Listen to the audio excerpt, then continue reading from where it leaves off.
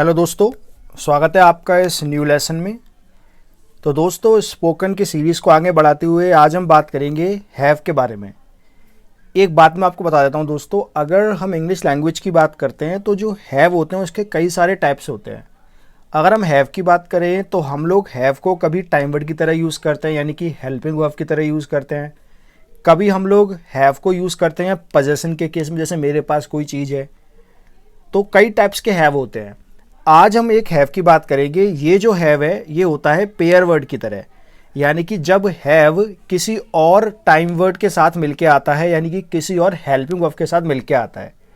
तो आज हम बात करेंगे have as a pair word. Pair word की तरह हैव का कैसे यूज होता है ये हम देखने वाले हैं।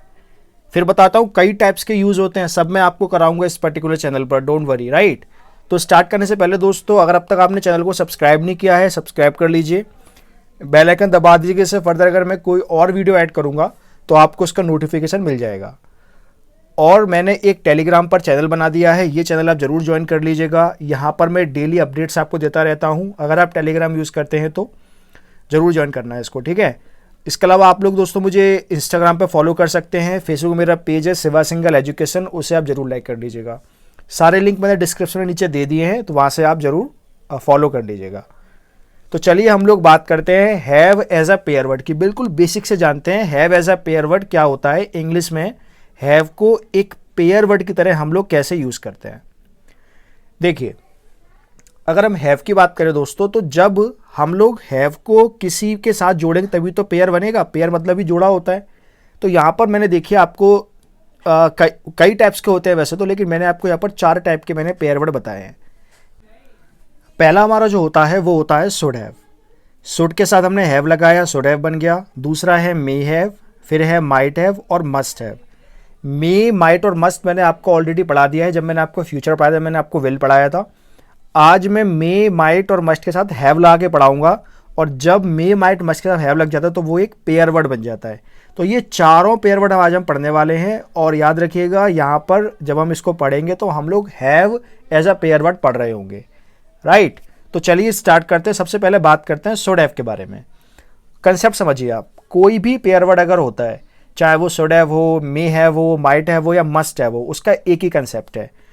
सारे जो पेयर वर्ड होते हैं इंक्लूडिंग शुड हैव, उसको हम लोग सिर्फ पास्ट में यूज करते हैं। अगर मान लीजिए कोई पेयर वर्ड है हैव के साथ बना हुआ, तो उसका हम यूज सिर्फ और सिर्फ पास्ट में करेंगे, पहली बात। दूसरी बात, शुड हैव, यहां देखिए आप, शुड के बाद क्या आ रहा है, हैव आ रहा है। शुड अलग से मैंने पढ़ाया है आपको, एडवाइस के लिए हम लोग यूज करते हैं। अगर शुड के बाद जो हैव आ रहा है तो हैव के बाद हमेशा कौन सी फॉर्म आनी चाहिए, थर्ड फॉर्म आनी चाहिए। प्लीज नोट करिए, हमेशा थर्ड फॉर्म आती है। 2 बातें याद रखनी है पेयर वर्ड के बारे में। पेयर वर्ड चाहे कोई सा भी हो, अगर वो हैव के साथ बन रहा है तो उसका इस्तेमाल सिर्फ और सिर्फ पास्ट में होगा। दूसरी बात, शुड हैव के बाद हमेशा थर्ड फॉर्म आएगी, no first form, no ING, nothing, right. कुछ भी इसमें नहीं आएगा, सिर्फ और सिर्फ थर्ड फॉर्म आएगी। ये 2 पॉइंट अगर आप याद रखेंगे तो कभी गलती नहीं करेंगे पेयर वर्ड के सेंटेंस बोलते वक्त, ठीक है। तो चलिए बात करते हैं शुड हैव हम कहाँ यूज करते हैं। शुड हैव का यूज हम उन सेंटेंस में करते हैं जो सेंटेंस में हमें ये बताना होता है कि हमसे गलती हो गई या किसी से गलती हो गई। तो किसी की गलती को उसे रियलाइज कराना, to realise the mistake of someone, वहां पर हम लोग यूज करते हैं शुड हैव का। जैसे आपको मैंने कोई काम दिया और आपने नहीं किया, तो मैं बोलूंगा आपको करना चाहिए था ना, ये काम चाहिए था के सेंस में हम लोग इसे यूज करते हैं। आपको आना चाहिए था समय पर, आपको लिखना चाहिए था, आपको बातें करनी चाहिए थी, तो वहां हम बोलते हैं शुड हैव। तो प्लीज याद रखिएगा, शुड हैव का यूज हम जब करते हैं जब हम किसी को किसी गलती का एहसास कराते हैं। क्लियर। अब सेंटेंस बना के देखते हैं। तरीका क्या है, यू शुड हैव और उसके बाद जो भी काम है, जो वर्ब है, उसकी थर्ड फॉर्म आएगी। जैसे यहां मैंने बोला आपको जल्दी आना चाहिए था, तो आने को बोलते हैं कम, और कम की थर्ड फॉर्म कम ही होती है, तो ये बन जाएगा you should have come early. यहां पर कम थर्ड फॉर्म है, you should have come early. आपको पार्टी में डांस करना चाहिए था, जो आपने किया नहीं, करना चाहिए था, तो you should have danced in the party. You should have danced in the party, miss कर दिया आपने, बहुत अच्छी पार्टी थी, डांस करना चाहिए था। तो ये तो हुआ करना चाहिए था। अगर मना करना है तो प्लीज नोट करिएगा, जब हम मना करने के लिए नॉट लगाएंगे तो उसे हम लोग शुड के बाद लगाएंगे। तो ये बन जाएगा you should not have abused, आपको गाली नहीं देनी चाहिए थी। नॉट आएगा लेकिन थर्ड फॉर्म भी आएगी, ध्यान दीजिएगा। तो you should not have abused, right.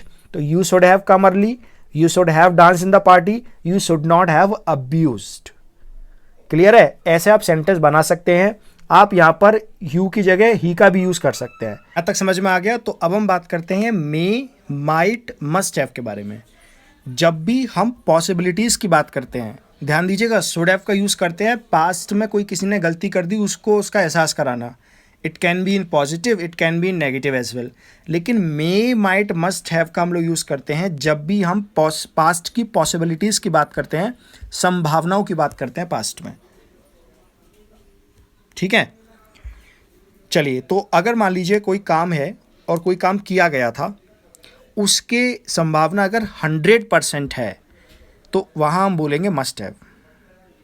अगर संभावना 20% है तो बोलेंगे माइट हैव। संभावना 50% है पॉसिबिलिटी, तो बोलेंगे मे हैव। कोई भी काम अगर ऐसा है, जैसे मैं आपको एक एग्जांपल देके बताता हूँ।